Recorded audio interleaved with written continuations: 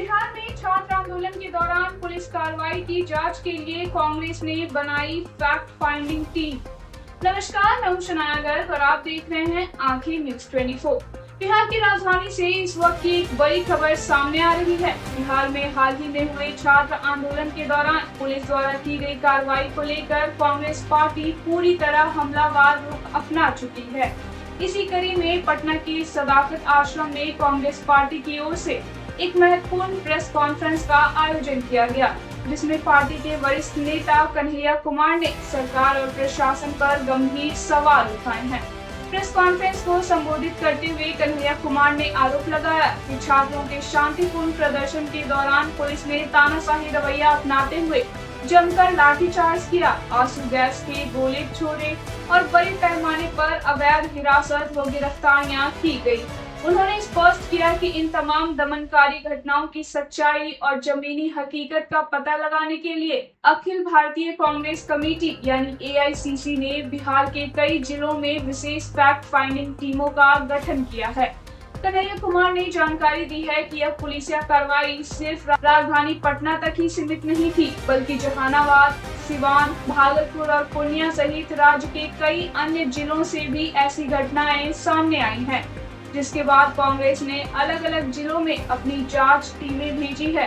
उन्होंने बताया कि पटना के लिए बनाई गई फैक्ट फाइंडिंग टीम में विधायक एवं पूर्व मंत्री जयवर्धन सिंह के साथ साथ यूथ कांग्रेस के नेता और सुप्रीम कोर्ट के अधिवक्ता रितेश बादलिया को शामिल किया गया है।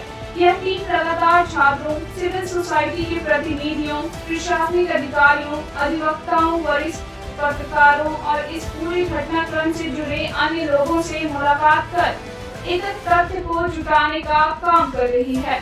आइए आपको सुनवाते हैं इस पूरे मामले पर कांग्रेस नेता कन्हैया कुमार की यह खास बात। की तरफ से बहुत बहुत स्वागत है और माफी की थोड़ी देरी से हम लोग ये प्रेस ब्रीफिंग कर रहे हैं, क्योंकि आज दिन भर का बहुत व्यस्त कार्यक्रम है।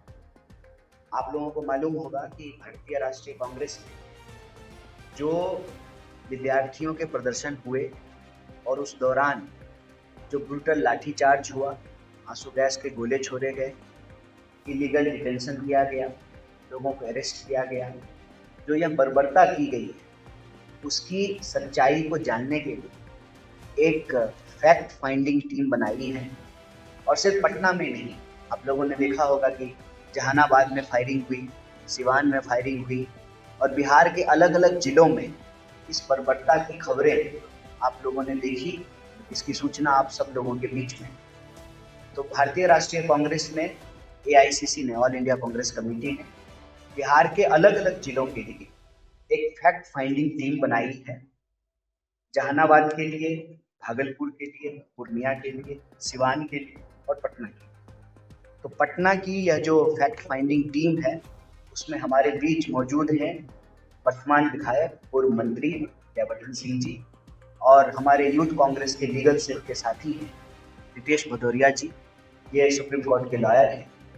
ये कल से लेकर के आज तक विद्यार्थियों से मिले हैं, सिविल सोसाइटी के लोगों से मिले हैं, प्रशासनिक पदाधिकारी से मिले हैं, अधिवक्ताओं से मिले हैं, कई सीनियर पत्रकार साथियों से भी मिले हैं और अभी कई और लोगों से ये मुलाकात करेंगे। फिर इस फैक्ट फाइंडिंग के आधार पर एक रिपोर्ट बना करके AICC को सबमिट करेंगे। हमारे जो नेता प्रतिपक्ष राहुल गांधी जी लगातार विद्यार्थियों के सवाल पर छात्रों की गूंज कैंपेन चला रहे हैं और लेकिन अभी अकाउंटेबिलिटी लेने के लिए तैयार नहीं है।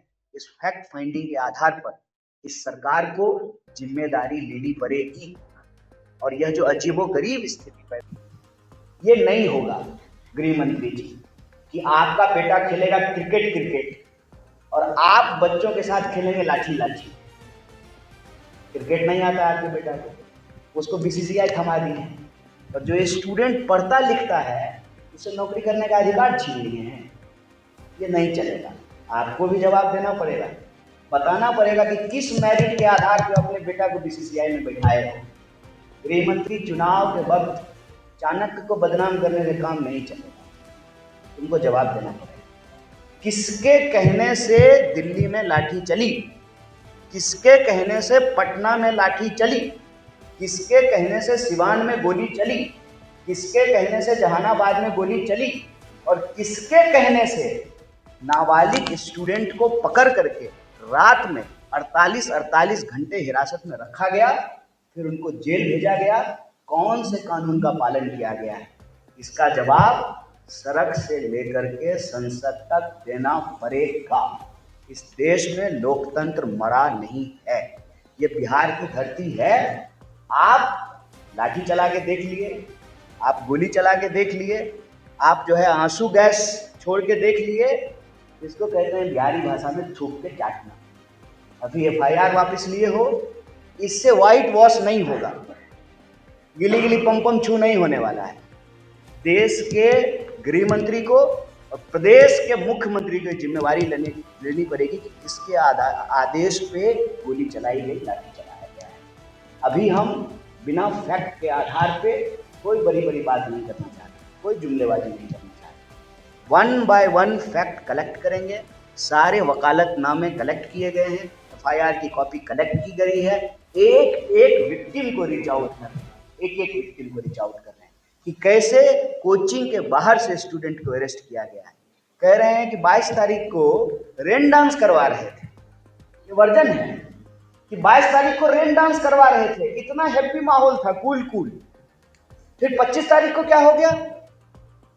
25 तारीख को जहां 2 स्टूडेंट खड़ा है बैग लेकर के, उसको पुलिस देखते ही पीट रही है।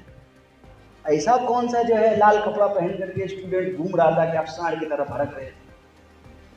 ऐसा क्या हो गया सर? भूल गए क्या? ये बिहार है।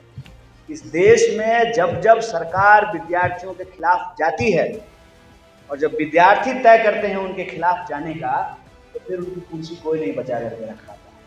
और प्रधान का इस्तीफा शुरुआत, पेट्रोल जो चुरा रहे हैं उनको भी जाना पड़ेगा, चंदा जो चुरा रहे हैं उनको भी जाना पड़ेगा, और अपने बेटा को बीसीसीआई और बाकी लोगों को डंडा, ये जो करा रहे हैं ना, उनको भी जाना पड़ेगा। अभी ये झांकी है, पूरा पिक्चर बाकी है। बहुत बहुत धन्यवाद। में कल